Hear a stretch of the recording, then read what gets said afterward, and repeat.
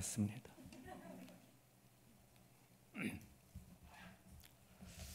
여러분도 가면을 벗었으면 좋겠는데 다 담임 목사님이 쓰라고 그렇게 하시니까 불편하지만 귀는 열려 있죠? 반갑습니다. 보고 싶었습니다. 기도해 주시고 또 사랑해 주시고 후원해 주셔서 너무 감사합니다. 기도 한번 하고 말씀 듣겠습니다.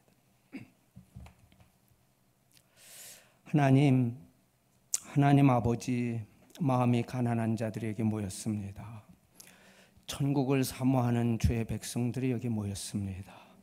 주의 은혜가 아니면 살 수 없다고 고백하는 주님의 생명을 받은 자들, 주의 은혜로 살아가는 자들이 복되고 거룩한 주일 아침에 여기 모여서 하나님의 은혜를 나누며 하나님 함께 하신 돌보심과 역사하심을 기뻐하고 영광을 돌리고자 예배하는 자에 모였습니다.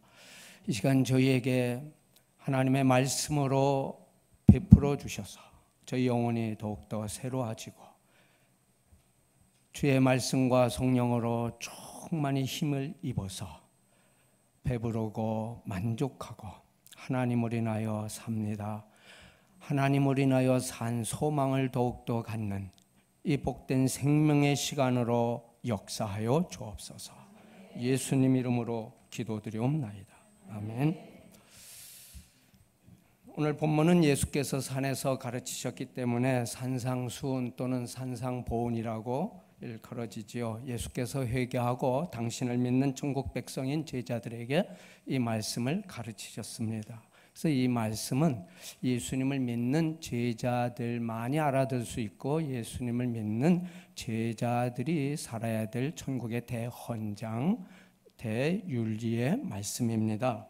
산상수훈의 시작은 우리가 잘 알고 있는 팔복으로부터 시작됐죠. 첫 번째 복이 뭐죠? 심령이 가난한 자는 복이 있나니 천국이 저희 것이며, 마지막 복은 뭡니까?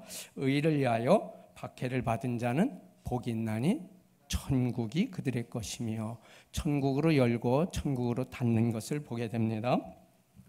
그 중에 다섯 번째 복, 오늘 저와 여러분들이 같이 살펴보면서 은혜를 받을 본문의 말씀이 다섯 번째 복인데, 이 복은 성령님의 도움을 받아서 점진적으로 예수 그리스도의 형상으로 재창조되어 가는, 예수님을 닮아가 그리스도의 장성한 분량이 충만한 데까지 이르러가는 신자의 변화된 성품이 무엇인가를 보여줍니다.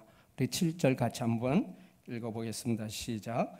긍휼히 여기는 자는 복이 있나니 그들이 긍휼히 여김을 받을 것이며, 예수님이 말씀하시니 바로 앞에 네 번째 복인 하나님의 의를 맛본 사람은 다른 사람들에게 긍휼을 베풀어야 한다는 것입니다.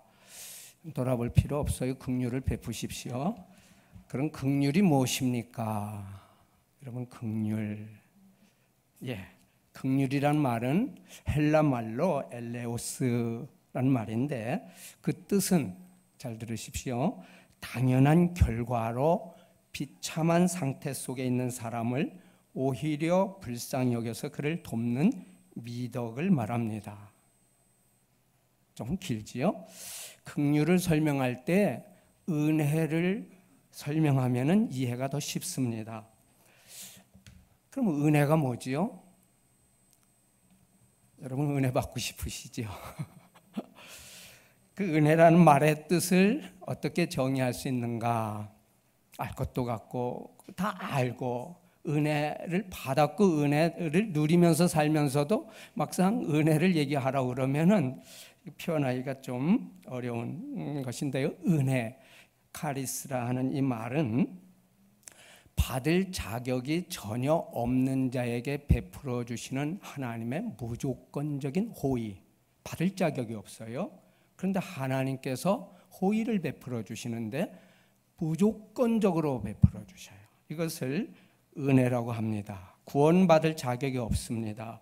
제대로 갚으면 망할 수밖에 없고, 내 향한 제대로 갚으시면 심판받고 지옥의 형벌에 떨어질 수밖에 없는 나 여러분들 죄인들에게 하나님이 은혜를 베풀어 주셔서 우리를 의롭다 하시고 하나님의 자녀가 되는 구원의 복을 주셨습니다.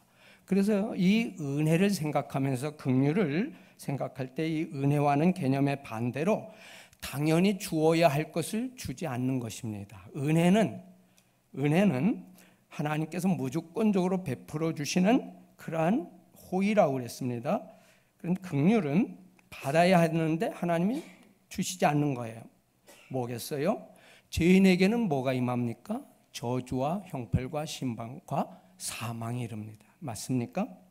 예. 그런데 하나님이 이 사람을 불쌍히 여기셔서 저주하지 않고 죽이지 않고 계십니다. 이것이 긍휼입니다. 그러니까 긍휼 쉬운 말로는 불쌍히 여긴다 이 말이죠. 하나님이 우리를 불쌍히 여겨주시고 또 한없이 우리에게 자비를 베풀어 주시는 것은 정말로 크신 축복입니다. 아멘이십니까? 긍휼은 하나님의 성품이고 예수님의 마음입니다. 하나님이 우리를 불쌍히 보십니다. 에베소서 2장 4절에 바울 사도는 하나님을 가리켜서 긍휼에 풍성하신 하나님 이렇게 말씀합니다. 이 하나님의 긍휼이 제일 잘 나타난 곳이 어디겠어요? 십자가입니다. 자기 자신을 십자가에 못 박으며 비난과 욕설을 퍼붓고 침뱉으며 돌을 던지는 사람들 향해 주님은 이렇게 기도하셨습니다. 아버지여, 저희를 사하여 주옵소서. 자기 하는 것을 알지 못함입니다. 저는 이 말씀을 보면서 네가 하나님의 아들이면 내려와 봐라 막 그렇게 조롱하며 그렇게 참 저주를 퍼붓고 때리고 하는 그들의 그 모습을 보고 만일에 그때 주님이 십자가에서 내려오셨다면 정말 큰일 날 뻔했다 이런 생각을 하는데요. 그러면서 주님의 그 한없는 끝없는 한량없는 그 긍휼의 마음, 용서의 마음을 보면서 은혜를 받습니다. 긍휼은 예수 그리스도 주님 자신의 성품입니다. 이 긍휼은 한 죄인이 주님을 믿을 때 즉시 그 사람 마음에 들어옵니다. 언제 들어온다고요? 예수님을 주님으로 믿을 때 그때 들어옵니다. 의의 전가가 있듯이 긍휼의 전가가 있습니다. 우리 죄인들은 다 의가 없습니다. 그런데 하나님께서 예수 그리스도를 십자가에 내 대신 죽게 하심으로 예수 그리스도의 그 피 흘려 죽으심을 하나님이 의로 삼으셨습니다. 그래서 누구든지 그 예수님을 자기의 구주 주인으로 모시면은 내 속에 예수님이 있기 때문에 하나님 날 보실 때에 이제 죄인이라고 보지 아니하시고 의인이라고 보십니다. 내 속에 하나님의 의가 들어온 겁니다. 하나님은 의로우신 분이기 때문에 그런 의인만을 상대하시고 그런 의인의 기도를 들으십니다. 예수 믿는 우리에게 의가 들어와 의가 전가되고 의가 부어지듯이 예수님 믿는 우리 속에 하나님의 긍휼이 들어옵니다. 긍휼의 전가라고 말할 수 있습니다. 인간은 천성적으로 긍휼한 성품이 없습니다. 다른 사람 불쌍히 여기는 마음이 인간에게는 없습니다. 원래 악한 존재가 사람입니다. 로마서 1장 31절에 보면은 사도 바울은 자연인 인간, 예수 믿지 않는 모든 인간을 가리켜 이렇게 증언합니다. 우매한 자요, 배약한 자요, 무정한 자요, 무자비한 자라. 에레미야 17장 9절에 보면은 만물보다 심히 거짓되고 부패한 것이 사람의 마음이라. 이를 누가 알리오마는. 로마서 3장 10절에 의인은 없나니 하나도 없으며. 로마서 3장 23절은 다 같이 해볼까요? 모든 사람이 시작. 모든 사람이 죄를 범하였음에 하나님의 영광에 이르지 못하더니. 이 선언이 예수 믿지 않는 사람들을 향한 하나님의 진단입니다. 하나님의 은혜로 예수 믿어 하나님이 주신 의를 힘입어 사는 그리스도인이 아니면은 모든 인간은 자기 자신이 신이 되어서 참 신이신 하나님을 대적할 수밖에 없고 하나님의 형상을 따라 만들어진 고귀한 인간에 대한 불쌍히 여기는 마음, 긍휼을 전혀 베풀 수가 없습니다. 그런데 이런 사람들이 예수님께 나와서 예수님을 구주와 주님으로 믿으면은 어떤 사람이 된다고요? 긍휼의 사람이 된다고요. 너희가 전에는 백성이 아니더니, 하나님의 백성이 아니더니 예수 믿기 전에, 이제는 하나님의 백성이요 예수 믿은 이후에는 하나님의 백성이요 전에는 긍휼을 얻지 못하였더니 이제는 긍휼을 얻은 자니라. 그러므로 너희가 하나님의 택하신 거룩하고 사랑하신 자처럼 긍휼과 자비와 겸손과 온유와 오래 참음으로 옷 입고. 골로새서 3장 12절 말씀인데요, 우리가 예수님을 주님으로 믿으면은 주님이 주시는 새로운 옷을 입습니다. 그 첫 번째 옷이 긍휼의 옷입니다. 이 옷은 성품을 말합니다.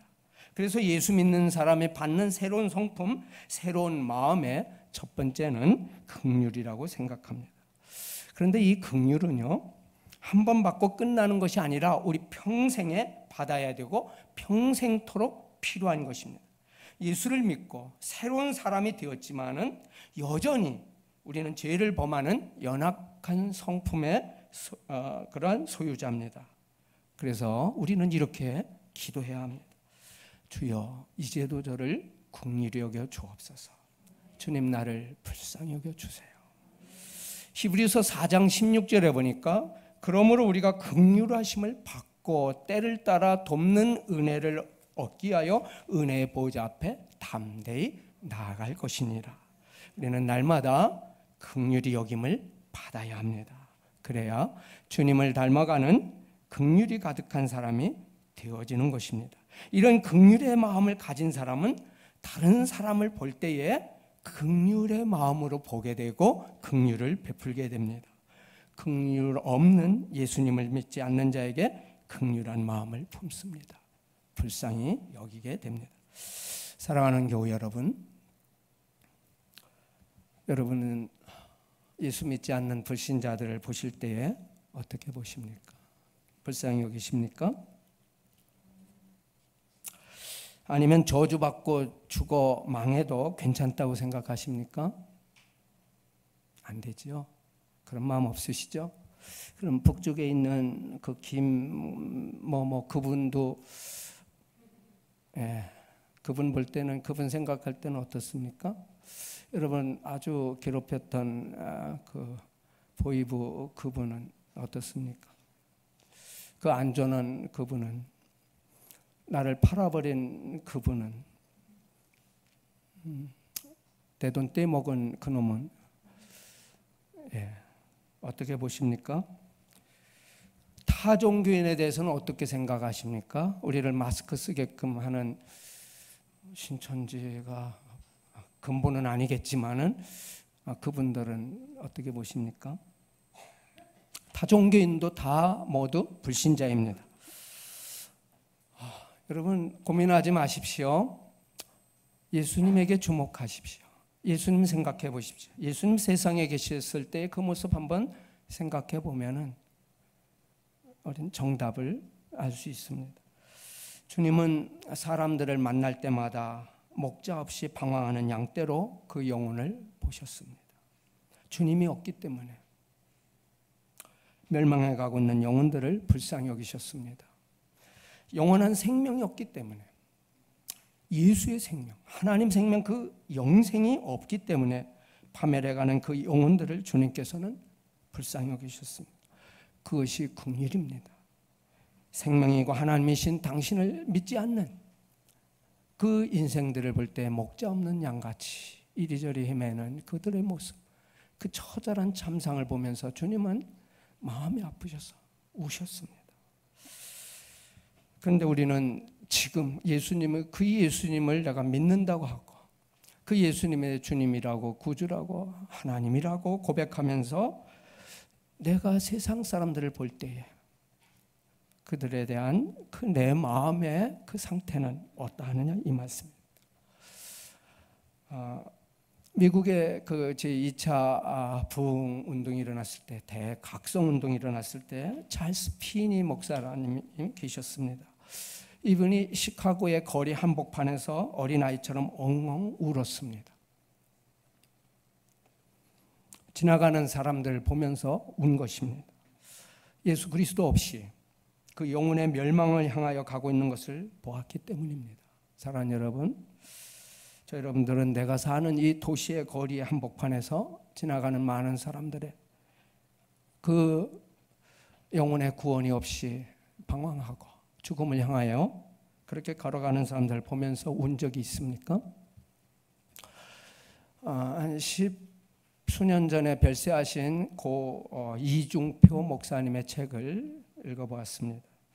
그분이 반포에 있는 한신교회를 개척하기 전에 전라북도 고부라고 하는 그런 작은 농촌 지역에서 목회하셨는데, 그때 온 동네를, 뭐 작은 동네지만은 그 온 동네를 돌아다니면서 울으셨답니다. 하나님께서 자기의 그 긍휼의 마음을 주시니까 예수님의 그 마음이 부어지면서 그 예수 안 믿는 그 농촌의 사람들, 평생 농사 짓다가 가시는 분들, 그리고 그때도 그렇고 지금도 여전히 그렇지만은 연세가 많은 할아버지 할머니들이 농촌을 지키고 있는데, 그들을 볼 때 너무 불쌍해서 눈물이 저절로 쏟아져 나왔다는 것입니다. 그래서 동네방네 논으로 밭으로 그래서 울면서 다니니까 어느 날 이렇게 밭을 매시던 할머니가 묻습니다. 전도사님 왜 그렇게 우세요? 무슨 슬픈 일이 생겼나요? 그렇게 물었습니다. 전도사님이 대답합니다. 예, 할머니가 예수님 믿지 않고 고생만 하다가 죽으실 것을 생각하니 슬퍼서 눈물이 나옵니다. 그랬더니 그 할머니가, 전도사님, 내가 교회 나가줄 테니 울지 마세요 하면서 교회에 나왔고, 이렇게 나온 사람들로 인해서 그 교회가 대부흥을 경험했답니다. 성령님께서 그 긍휼의 은혜 베푸심이었죠. 우리는 죽어가는 영혼들을 보면서 거의 울지 않습니다. 교회가 울지 않으면 부흥을 전혀 경험할 수가 없습니다. 신자가 울지 아니하면, 예수 믿는 내가 울지 아니하면 내 심령은 은혜와 긍휼이 메말라 있는 것이고, 눈물이 없으면 하나님의 마음 부어주신 가운데 사람들의 영혼을 볼 때에 그 영혼들의 그 구원받지 못하고 멸망으로 향하는 그것을 보면서 눈물이 없으면 시험에 들고 타락할 징조입니다. 우리는 사람을 볼 때에 그 영혼을 보아야 합니다. 애모나 그의 지위나 그의 사는 어떤 그런 것들을 보는 것이 아니라 우리는 사람의 중심, 영혼을 보아야 합니다. 믿지 않는 분들을 볼 때 그 영혼의 결국 멸망할 저주의 참상을 보아야 합니다. 주님은 사람들을 보시면서 불쌍히 여기셨습니다. 우리도 주님의 눈으로 사람들을 보면서 예수 없는 사람들에게 이 긍휼을 베풀어야 합니다. 또한 긍휼은 우리를 핍박하는 사람들이나 욕하고 미워하는 사람들, 내 마음을 아프게 하는 사람들에게 또 베풀어야 합니다. 원수에게 베풀어야 합니다. 주님은 당신을 대적하고 죽이는 원수들을 향하여 긍휼을 베푸셨습니다. 아버지요, 저들을 죄를 용서하소서. 저들은 알지 못하고 저런 일을 합니다. 스데반 집사님 잘 아시죠? 자기에게 집단 폭행을 가하면서 돌팔매질하는 무자비한 군중, 그 원수들을 위해 이렇게 기도합니다. 주여, 이 죄를 저들에게 돌리지 마옵소서. 이 스데반의 모습은 누구를 닮았습니까? 이 스데반의 이 모습은 누구의 모습입니까? 그렇습니다. 주님의 모습입니다. 예수님으로부터 그 긍휼의 마음을 배우고 받았습니다. 그분은 주님이 쏟아 부어 주시는 그 성령의 충만한 가운데 긍휼과 자비의 마음으로 충만했던 것입니다. 그래서 그런 기도를, 그 원수들을 용서해달라고 하나님 아버지 앞에 무릎을 꿇고 올려드릴 수 있었던 것입니다. 예전에 평양에서 김익두 목사님이 그런 분이 계셨습니다. 여러분 들으셨으리라 생각하는데요. 부흥회를 인도하려고 산길로 걸어가다가 그늘에서 잠깐 쉬고 있었습니다. 한 술 취한 사람이 올라오다가 시비를 걸고 마구 두들겨 팹니다. 깡패 건달입니다. 목사님이 다 맞았습니다. 그리고 형님 다 때렸어? 그래, 다 때렸다 하면서 또 때리려고 합니다. 김익두 목사님이 그때 말합니다. 내가 김익두인데 네가 무슨 일로 나를 무자비하게 때리느냐. 그랬더니 이 사람이 정신이 벌쩍 나서 그 자리에서 무릎을 꿇고 싹싹 빕니다. 김익두 목사님이 예수 믿기 전에 평양의 유명한 깡패였습니다. 전설인 것이죠. 그때 김익두 목사님이 한 유명한 말이 있습니다. 예수는 내가 믿고 복은 내가 받았다. 내가 예수 믿지 않았으면 당신 오늘 제삿날일 텐데 내가 예수 믿은 덕에 오늘 산 줄로 알라 라고 말하자 이 사람이 머리를 땅에다 대고 형님 저 어쩌면 되겠습니까? 뭘 어떻게 날 따라와 하며 교회 부흥회에 참석시켰는데 이 사람이 나중에 예수 믿고 좋은 장로가 되었다고 합니다. 혹시 그 유홍열 장로님 아니시겠죠? 김익두 목사님의 그 긍휼의 마음이 어떻게 그 마음에 그렇게 부어져서 그렇게 됐을까? 제가 이 얘기를 들으면서 생각해 봤어요. 나라면은 내가 그렇게 맞았다면은 목사 딱지 떼고 갑자기 그래서 제가 그럴 때마다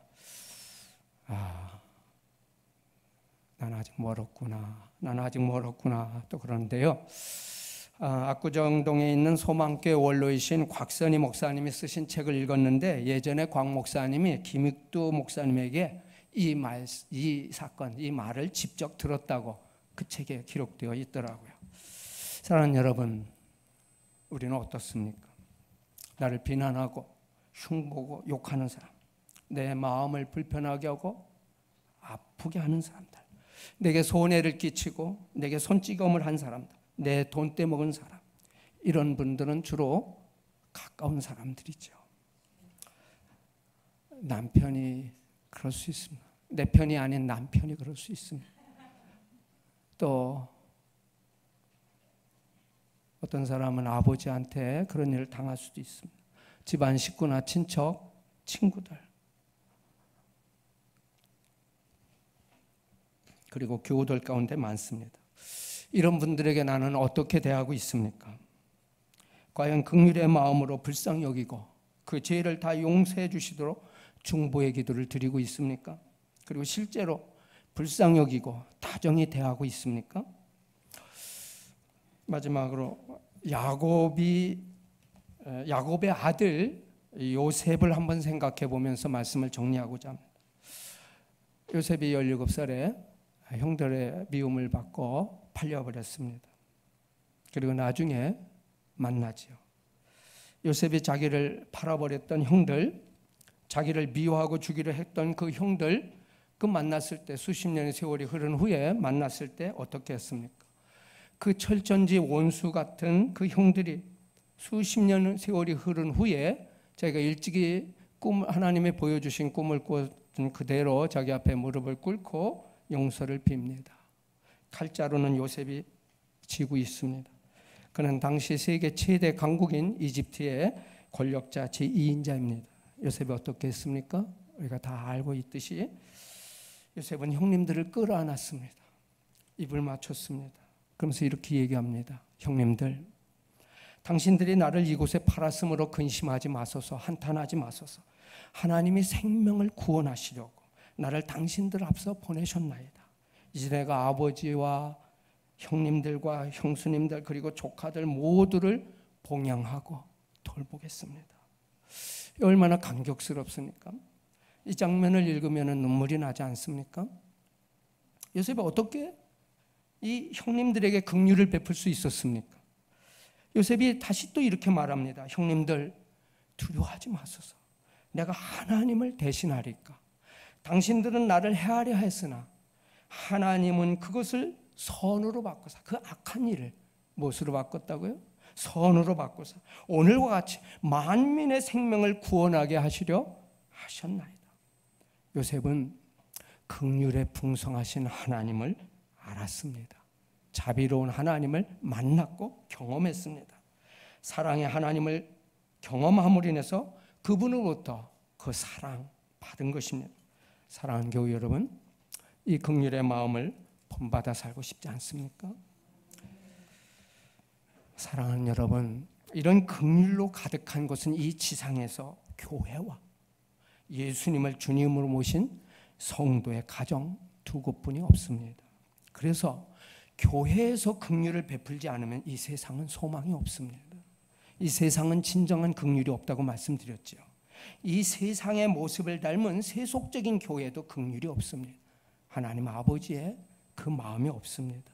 세상은 이웃의 고통과 불행에 외면합니다.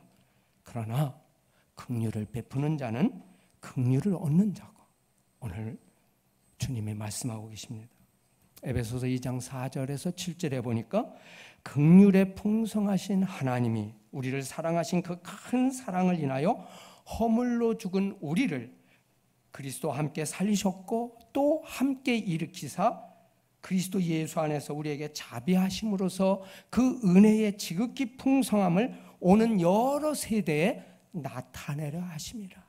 우리에게 하나님이 긍휼을 베푸신 것은 긍휼을 알지 못하는 이 세대, 그리고 오고 가는 모든 세대에 그 긍휼을 베풀라고, 그 긍휼을 가르쳐주고 나눠주라고 우리를 긍휼로 상대해 주시고 당신의 친백성 아들 딸로 삼으시며 당신의 한없는 자비와 용서와 사랑의 마음인 긍휼을 우리에게 선물로 주셨다는 것입니다. 그러므로 사랑하는 여러분, 기억하십시오. 긍휼은 하나님의 마음이며 우리 주님 예수님의 마음입니다. 그러므로 우리가 예수 그리스도께 복종할 때에 긍휼을 베푸는 삶을 살 수 있습니다. 예수 그리스도께 복종하십시다. 내 마음속에 긍휼 없음을 고백하면서 나에게 긍휼을 베풀어 달라고 기도하십시다. 다른 사람들에게 긍휼을 베푸는 사람이 되게 해달라고 긍휼의 주님께 도움을 청하십시오. 저와 당신에게 주님의 긍휼이 성령 안에서 물붓듯이 부어지는 은혜가 있기를 축원합니다. 우리 같은 죄인들에게 참된 복인 긍휼의 마음을 부어주신 예수님의 마음, 하나님의 마음을 부어주신 우리의 하나님 아버지를 찬양합니다. 그분의 은혜가 없었다면 우리는, 그분의 긍휼의 자비가 없었다면 우리는 망할 수밖에 없는 죄인들이었는데, 오늘 하나님 앞에 이렇게 예배하면서 그 긍휼의 하나님을 사랑한다고 고백하고 찬양합니다. 하나님이 나를 긍휼히 여기시듯이 내 사랑하는 가족들, 내 사랑하는 교우들, 세상의 사람들, 더 나아가서 어떤 사람들이라고 했죠? 나를 미워하고 나를 핍박하는 원수까지. 여러분 삶 속에 그런 경험이 있을 것입니다. 지금도 마음속에 그 사람 생각하면 잠이 안 오고 분하고 소화도 안 되고 있을 수 있습니다. 여러분 그거 끝까지 가지고 지옥 같은 삶을 살다가 가시겠습니까? 아니면은 주님이 날 용서하셨듯이 용서하고 긍휼을 베풀고 참된 평강, 자유, 천국을 경험하면서 그렇게 멋지게 살다가 주의 나라에 들어가시겠습니까? 7절 한번 읽고 마치십시오. 시작. 긍휼히 여기는 자는 복이 있나니 그들이 긍휼히 여김을 받을 것이며. 아멘. 우리 같이 한번 기도하십시다. 주님, 주께서 나를 긍휼히 여겨주신 것을 감사합니다. 나 같은 죄인을 불쌍히 여겨주셔서 예수 그리스도 하나님의 아들 십자가에 죽게 하시고 그 피로 사셔서 나를 의롭다고 하시고 나에게 주님의 마음, 용서의 마음, 긍휼의 마음을 가르쳐 주시고 부어주신 것 감사합니다. 예수님처럼 살고 싶습니다. 예수님 닮고 싶습니다. 주여 긍휼을 부어주십시오.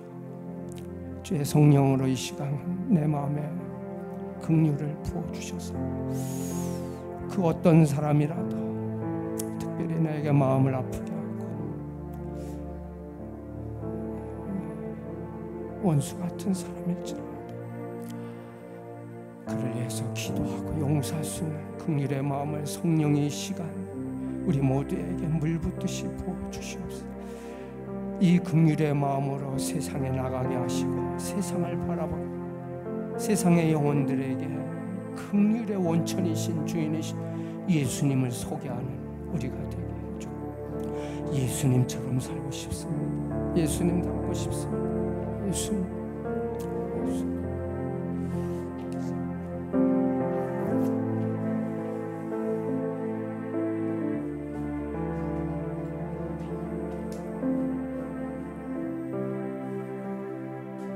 계속해서 우리 기도하겠습니다.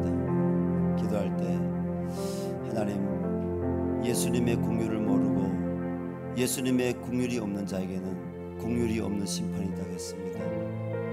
주님, 우리 마음에 십자가에 나타난 예수님의 긍휼이 우리 마음에 충만하게 도와주시옵소서. 주님, 그 긍휼로 이 땅 가운데 하나님의 자녀로 하나님의 백성으로 십자가의 긍휼의 복음을 전할 수 있는 주님의 성도가 되게 도와주십시오.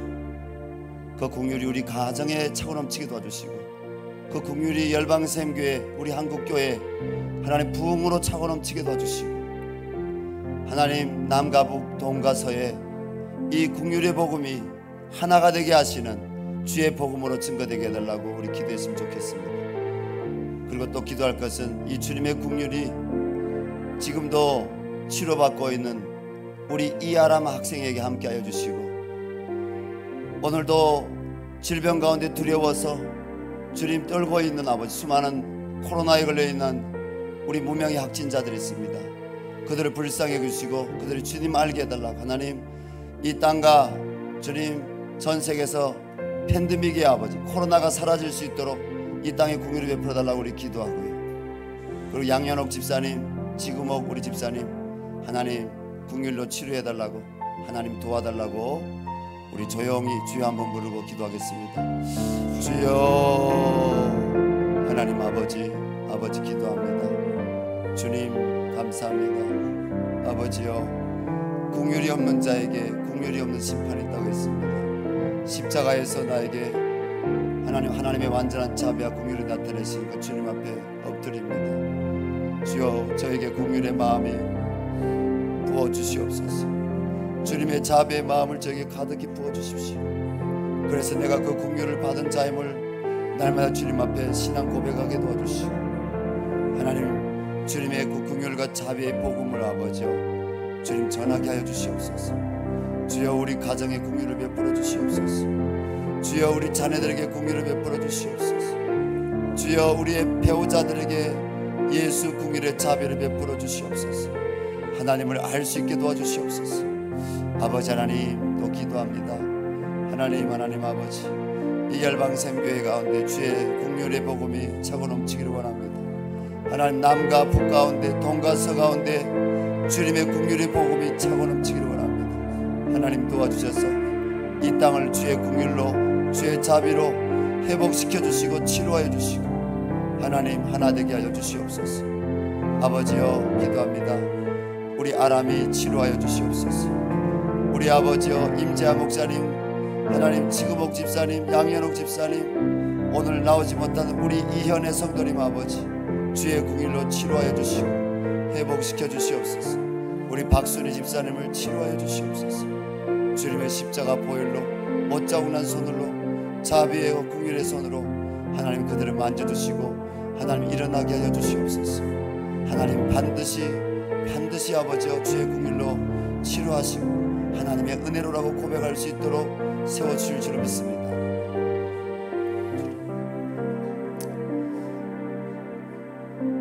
주님 감사합니다. 주님의 긍휼과 자비로 우리를 살리신 하나님의 사랑이 이 열방샘교회에 가득하게 도와주시고 우리 가정들에 가득하게 도와주시고 한우들에게 가득하게 도와주시고 하나님 남과 북 또 주님 갈등 가운데 있는 동과 서에 주의 긍휼과 자비가 넘치게 하여 주시옵소서. 주의 이 긍휼의 복음을 땅끝까지 주님 오실 날 맞이하며 하나님 성령의 충만해서 전할 수 있는 주님 우리나라 우리 민족이 되게 하여 주시옵소서. 예수님의 이름으로 감사하며 기도합니다.